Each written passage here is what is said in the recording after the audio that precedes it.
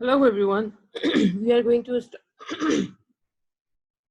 Hello everyone. We are going to start with another lecture of performance management, and in this lecture we are going to deal with the concept of risk and uncertainty. It's a past paper question, and it's a good question because it actually examines uh, the, the way how we prepare the payoff table, right? So let's just start with this question. Let's see what we can do.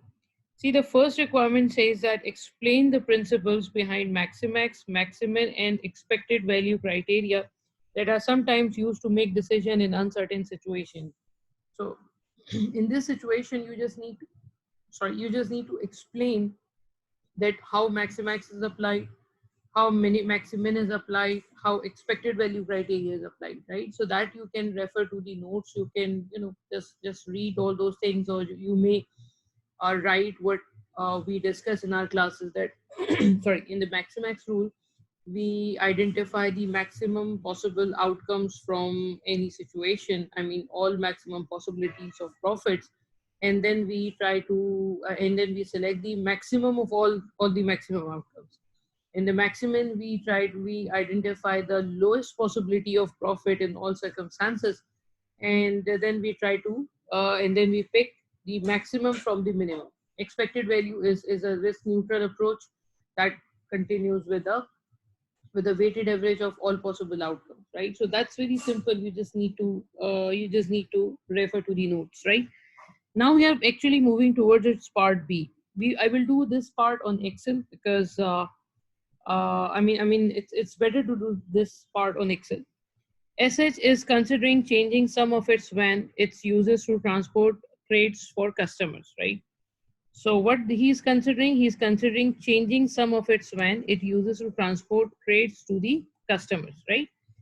The new vans come in three sizes: small, medium, and large. The company is unsure about which type to buy. The capacity of the capacity is 100 crates for the small van, 150 crates for the medium van, and 200 for the large van. Demand for crates vary and can be either 120, 190 crates per period, with the probability of higher demand figure being 60%. Now, sorry, which one is the uncertainty? Where is the risk? Which is uncontrollable factor? See, this is something we need to decide about the capacity of van. Capacity of van is basically a factor which we have to take the decision. So this is basically a controllable factor for the company. This is basically controllable factor. And what is uncontrollable? I told you before as well that whatever situation, whatever variable is with uncertainty, you cannot control that, and and because of that, you are actually confused. That is the uncertainty, right? In short, whatever is connected with the probability is the uncertainty, right? So demand for crates vary can be either 120 or 190 crates per period, with a probability of higher figure demand being 60%. So the demand of crates can be considered as a uncontrollable factor, right? Now, the selling price per crate is $10 and the variable cost is $4 per crate for all van sizes, subject to the fact that if the capacity of the van is greater than the demand for crates in the period, then variable cost will be lower by 10% to allow for the fact that the van will be partly empty when transporting the crates. I'm giving you may pause this video for a while and try to understand this requirement, this point, that what examiner is actually trying to say. If he's saying that if the capacity of van is greater than the demand for crates in the period, then the variable cost will be lower by 10% to allow for the fact that vans will be partly empty when transporting the crates. You may pause this video and think. See, it's a very simple thing. It is saying that if the capacity of the van is greater than demand, if capacity is greater than demand, then what will happen? then variable cost will be 10% lower to allow for the fact that vans will be partly empty when transporting the crate. So in that case, variable cost will be 10% less than the original variable cost, right? That means original variable cost was $4. So in this case, variable cost will be its 90%, and that is going to be around $3.6, right? Now, what's next? SH is concerned that if the demand, SH is concerned that if the demand for crates exceeds the capacity of van, then customers will have to be turned away. She estimates that in this case, goodwill of $100 would be charged against the profit per period to allow lost future sales, regardless of the number of customers they turn away, right? So you may again pause this video and try to figure out that actually examiner is saying in these 3 or 4 lines. See, the concept is again simple. The company is saying, SH is concerned that if the demand for the crates exceeds the capacity of the van, yani that means if demand of crate is greater than capacity of the van, then what will happen? uh, then they have to then customers will have to be turned away. Obviously capacity is less, your demand is higher. I mean, there are 120 crates to be served, to be transported, but you just have a van of 100 having 100 crates capacity, then you have to leave 20 crates. They are saying that customer will not be satisfied in that case. I mean, customer, you are turning away, you're turning down 20 customers or 30 or 40 customers, so definitely they will go somewhere else. So because of that, they are expecting that those customers who are going somewhere else for the services, they may not come back. So they are saying that goodwill of $100 will be charged against the profit per period to allow for the future sales. This is what they are saying. So in this case, if demand is greater than capacity, then goodwill will be charged. Goodwill of $100 will be charged irrespective of the capacity size. Now the next point is depreciation charge would be $200 per period for the small vans, $300 for the medium van, and $400 for the larger vans. Like it's simple depreciation expense. SH has in the past been very aggressive in the decision making, pressing ahead with rapid growth strategies. However, its manager have recently grown more cautious as the business has become more competitive. So the manager is aggressive in decision making. He wants to decide for something which is exciting, something which is more profitable, something which can bring more business to the company. But the others are saying that you have to be careful, because when you get so much exposed in the market, there is a risk. There is a risk that business may uh, business may face some problems, some cash flow problems, kind of thing. Now, what is in part B? Prepare a profit table showing the 6 possible profit outcomes per period. All right. So let's start with a new Excel sheet. Let's see what we can do here.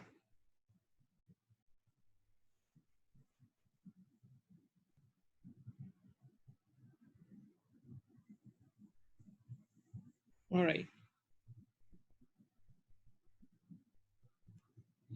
See, let me try to do the same question on Excel, and let's try to minimize this video a bit. Okay. See, the first thing which we need to understand is to prepare a table where on one side we have controllable variables, on the other side we have uncontrollable variables. So controllable variables are what? The capacity of van is controllable, right? Capacity is controllable and demand is uncontrollable. So capacity can be of 100 vans, 150 vans, or 150 vans or 190 vans. And demand can be of 120 crates, 190 crates, right? So let's copy paste these figures. All right. Now let's talk about the sales revenue. Now what will be the sales revenue? See, sales revenue is simple. Sales revenue is $10 per crate. If you are transporting a crate, the revenue will be $10, right? So in the first case, let's see if we are transporting something here. See, in the first case, we have capacity of 100 crates and the demand is 120 crates. So do we have enough capacity to fulfill the demand? No. So how many crates we can transport? We can transport maximum 100 crates, right? So this figure will be multiplied by $10, right? And if you want to fill these spaces, you may, right? So in the second case, revenue will be exactly same. In the third case, capacity is 150 and demand is 120. So capacity is 150 and demand is 120. Then how much revenue company can generate? Company can maximum generate a revenue of 150, 120, 120 crates. So 120 crates multiply by 10, right?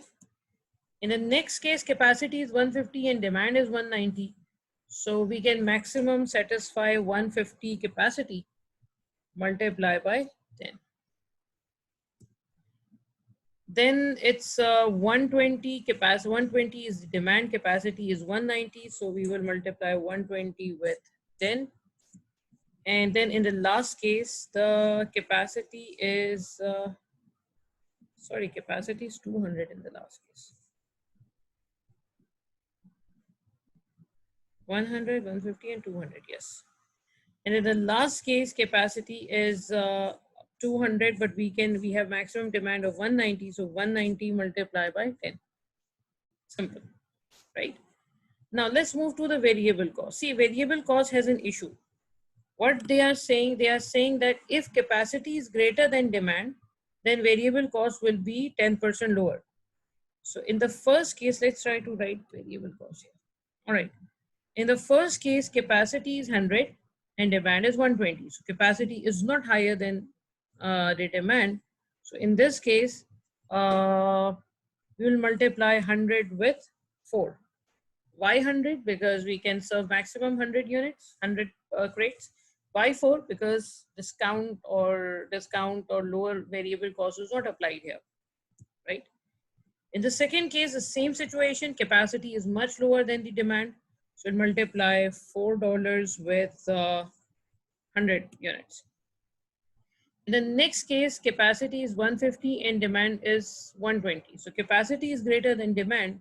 So in this case, demand will be multiplied by 3.6. Why 3.6? Because capacity is greater than demand. And why we are multiplying it with 120? Because we will serve 120 crates, right? Then next, capacity is 150, demand is 190, capacity is not greater than demand. In this case, we will multiply 150 with 4, right? What's next? 200 compared with 120, demand is greater than capacity. Capacity is greater than demand, sorry. So when capacity is greater than demand, then we will apply 120 times 3.6, right? In the last case, same 190 times 3.6, right? So let's try to recheck this. Capacity should be greater than demand for discount. So we apply discount here. See this column, we apply discount here because capacity is greater than demand, right? Here we apply discount because capacity is greater than demand. In the last case, we apply discount because capacity is greater than demand. Now, goodwill. Goodwill is only charged when demand is greater than capacity. So demand is greater than capacity. In the first case, demand is greater than capacity. In the second case, demand is greater than capacity. In the third case, demand is less than capacity. So it's 0. In the fourth case, demand is greater than capacity, 100. In fifth case, what? Demand is less than capacity, 0, and in last case, 0, right? Then what else we have? We have a depreciation expense, I think. Yeah, depreciation expense of, I didn't mark that, but depreciation of 100, 200, 300, and 400. So depreciation is of 200, 300, and 400, right?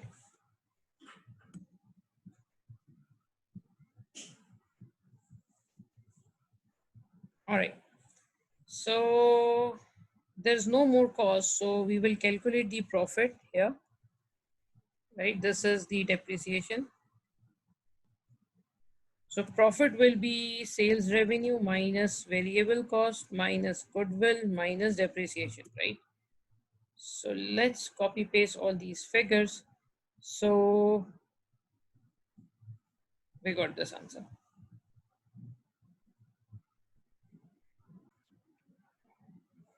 All right, now what we have to do, this is basically done with the prepare profit table showing the 6 possible profit figures per period. So we are done with this, right?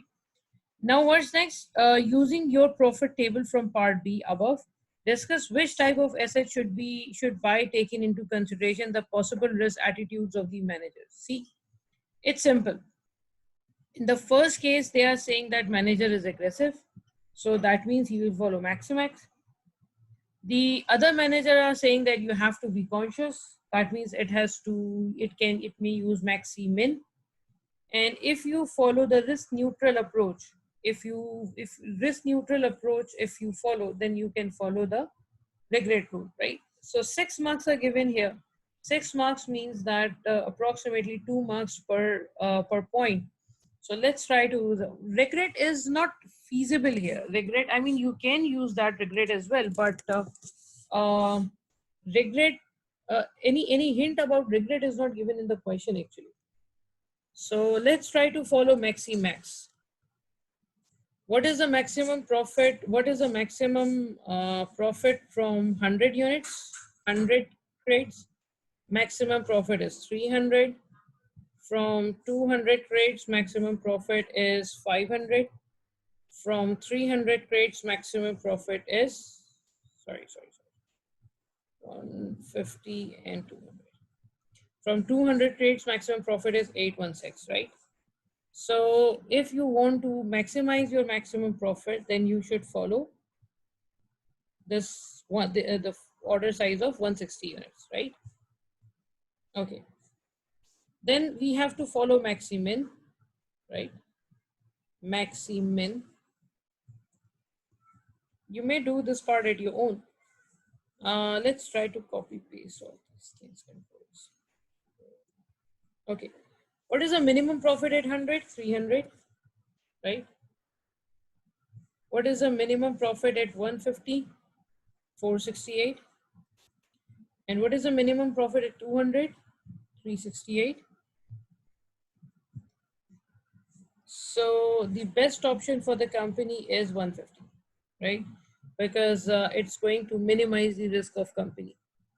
Now, what is the expected value? See, it's saying that the probability of higher demand being 60%. This is the higher demand. So 0.4 for the first one, 0.6 for the second one, right? Let's try to copy this thing and paste this thing and paste this thing. Okay. Now let's multiply these two figures and all right. And if you add the first two figures,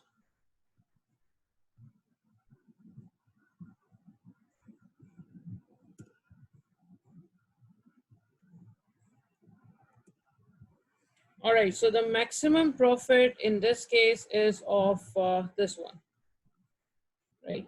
So if you want to follow risk neutral approach, since the higher chances is of having more higher demand, so the expected value is suggesting 6, expected value is suggesting to have a capacity of the large win. Like this is the largest win, this is the medium win, and this is the small win.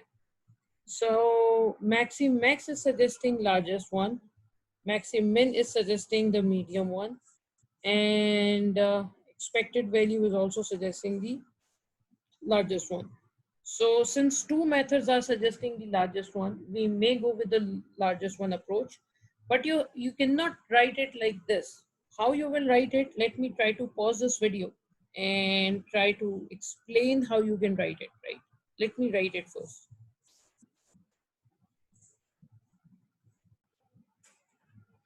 All right, so here we should write it like this. I mean, we cannot write in just one single answer that what is preferable. The first statement says that decision depends on the fact that to what extent manager is willing to have risk exposure. This is a very important line because if I have money, I have funds available, I have people at my back who are ready to support me in the bad times, so I may take risk in that case. But if people are, I am a salaried person, I have limited amount of funds available, and if I want to start a business, I will try to start a business with least X risk, with least risk of business risk in that case. So it all depends upon how much risk I'm willing to take, I'm ready to take, right? So the decision depends on the fact that to what extent manager is willing to have risk exposure. In the given scenario, it is given in the given scenario, it is clear that manager follows aggressive approach. Aggressive approach, so he may choose large win as Max is suggesting that, and you may write that so that he can generate the maximum profit, right? We can write it so that he will earn maximum profit. All right. The next is that since the other manager wants him to play safe as the business is getting more and more competitive, so he may choose medium van suggested by maximum decision criteria to have lowest risk exposure. He may choose large win on when considering the expected value result as a risk neutral approach. So probabilities will also be considered while making the decision. But whatever decision he takes, the final decision lies with the manager, but given what we know about these consciousness, a medium-sized band would seems to be more logical. You may follow the largest one, but you see, medium is usually preferred in all circumstances. The highest risk, lowest risk, the medium risk. So we usually don't go for the highest one, lowest one. We usually try to have a medium risk. So if you're suggesting, you may suggest medium, you may suggest the highest, largest, but you cannot suggest smallest because that has not been recommended by any of these procedures, right? So that's the end of this video. I hope you understood what we discussed in this video. Have a nice day. Allah Hafiz.